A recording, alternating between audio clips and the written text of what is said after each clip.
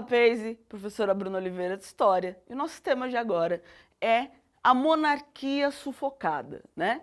O poder moderador e a constituição da mandioca. Bom, primeiramente o que nós precisamos saber é que o país, Brasil, nosso país no caso, em 1822 consegue comprar a independência, né? Ou seja, se vê livre de Portugal, mas, embora sejamos um país então independente, continuamos a ser um país que tem uma monarquia e uma monarquia prevê um rei. E o que esse rei ele tem? Ele tem um poder absolutista, ou seja, o poder absoluto é do rei.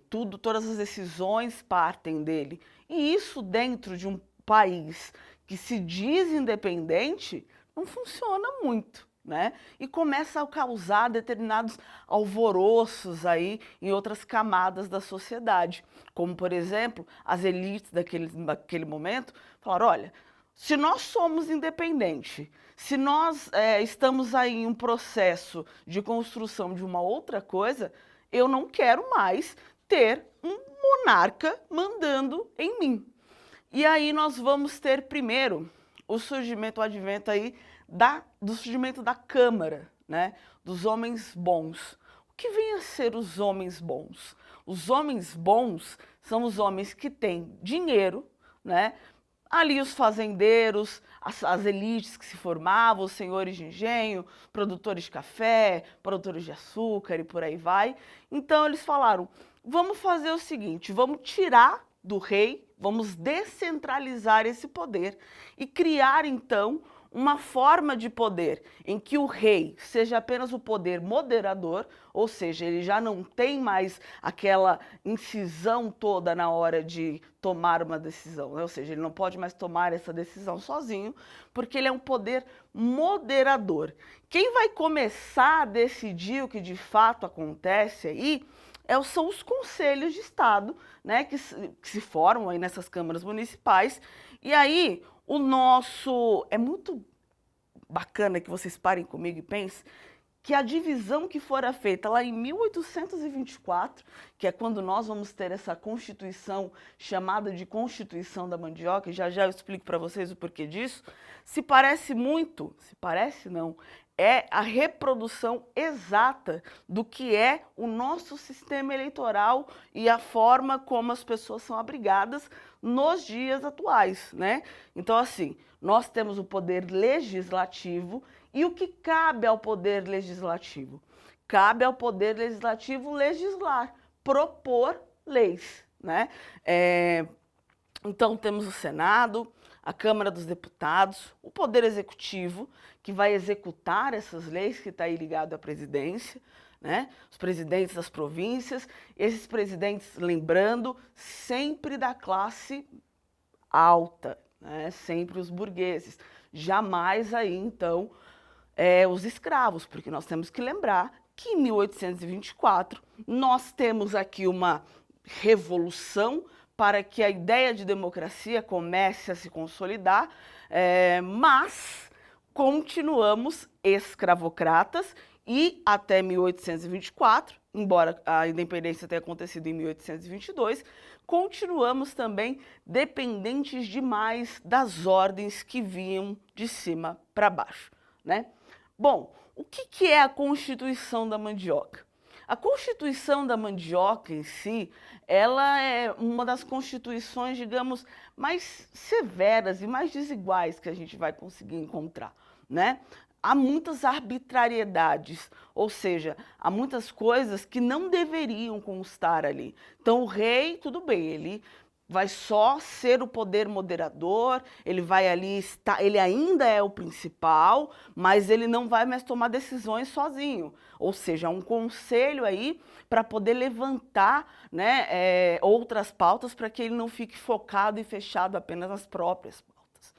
No entanto, a Constituição da Mandioca, ela exclui o voto, por exemplo, que o voto só vai ser universal, ou seja, um direito de todos, de verdade, na redemocratização do Brasil, que vai acontecer lá em 1988, tá? E a gente vai falar sobre isso com mais profundidade, né? E aí, o que acontece? O poder moderador era suficiente para o rei? Imagine se você nessa situação. Você manda em tudo e aí, de repente, vem alguém chega e fala assim, ó, você não pode mais mandar em tudo, não estou satisfeito com o modelo que você está apresentando, então eu te proponho um novo modelo. Ao invés de eu servir a você, você vai servir a mim. Então a Constituição, ela deixava um país que já era desigual, ainda mais desigual, né? Ela propunha aí a diminuição do poder do rei, mas o aumento do poder das elites. Né? Ou seja, não é que as pessoas vão ficar ali sem líder, muito pelo contrário. Só que as elites agora é que querem mandar. As elites agora é que querem fazer com que o rei deixe de ser o principal e os problemas do povo. Que povo é esse? O povo, no caso, são os ricos, né? Enfim. E aí nós temos que falar aqui sobre essa relação entre o Estado e a Igreja, né? Nós, hoje, após a redemocratização do Brasil, com a Constituição de 1988, nós temos o que chamamos de Estado laico, né?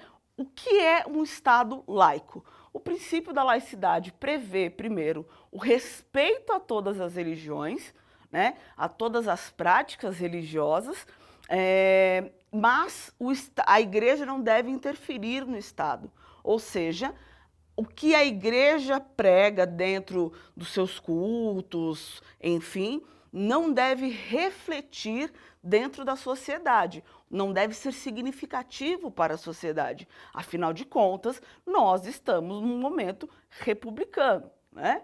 Mas, então, o que acontece aqui é que essa relação que nós precisamos que a igreja não intervenha, ela não acontece nesse momento. Na Constituição da Mandioca, nós ainda temos um Estado que não é laico, ou seja, a igreja continua interferindo nas decisões e nas próprias jogadas, não só nas decisões, nas jogadas políticas que ali eram feitas para poder, então, sacramentar, digamos assim, o seu poderio, né? A Confederação do Equador, nós chamamos de Confederação do Equador porque ela vai acontecer ali muito próxima à linha do Equador, né, propriamente dito. E o que acontece? A Confederação do Equador, ela se trata de revoltas, né, das pessoas que não queriam uma monarquia, mas também não concordavam com esse modelo porque não se sentiam representadas dentro dele. Logo, se elas não se sentiam representadas, e essa confederação vai ser encabeçada aqui pela Bahia, né? Vai começar no dia 2 de julho, e a Confederação do Equador resulta aí na independência da Bahia do Brasil, né? Não obstante, a comemoração da independência da Bahia acontece no dia 2 de julho, não no dia 7 de setembro, como acontece a de todo o restante do país, né? Bom, enfim, nós aqui temos já uma sociedade igualitária? Óbvio que não, porque se nós estamos falando que essa Constituição da Mandioca, ela desrespeitou em absoluto as pessoas que ali viviam, que eram pobres, não eram escravos, mas eram de renda baixa e tudo mais, o país continuava a ser escravocrata, não mexemos nas estruturas, a gente apenas deu um tapinha ali, passou uma maquiagem, falou assim, olha, agora nós já não somos mais monarquistas, agora já estamos aí a caminho de uma democracia. Mas o problema é, nossa ausência de experiência democrática é o que faz com que o Brasil, nos dias de hoje, ainda seja um país extremamente desigual. E por que eu estou focando tanto no Brasil? Porque tudo isso aqui, nesse momento, está acontecendo dentro do Brasil. A Constituição da Mandioca, ela é promulgada em 1824, né?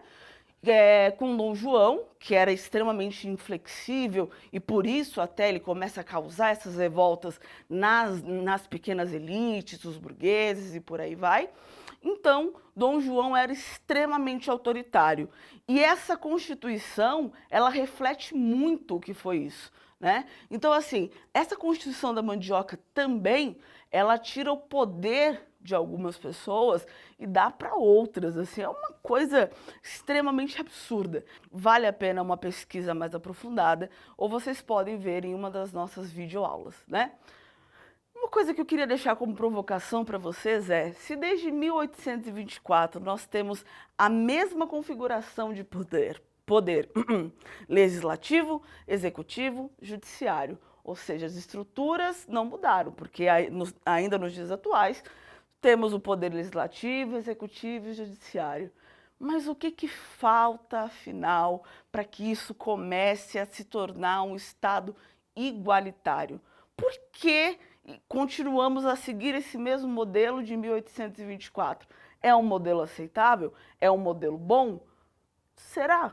Será que nós não poderíamos fazer uma reflexão do porquê, digamos assim, foi pensado dessa forma?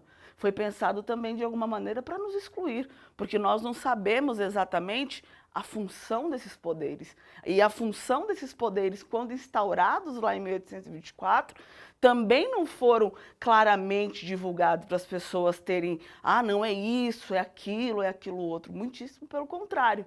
Né? E ainda hoje nós não sabemos, quando nós vamos perguntar, olha, nós sabemos aí o que é o poder legislativo, o poder executivo, o poder judiciário, e a gente vê que a gente tem uma certa confusão ainda em compreender qual a função de cada poder.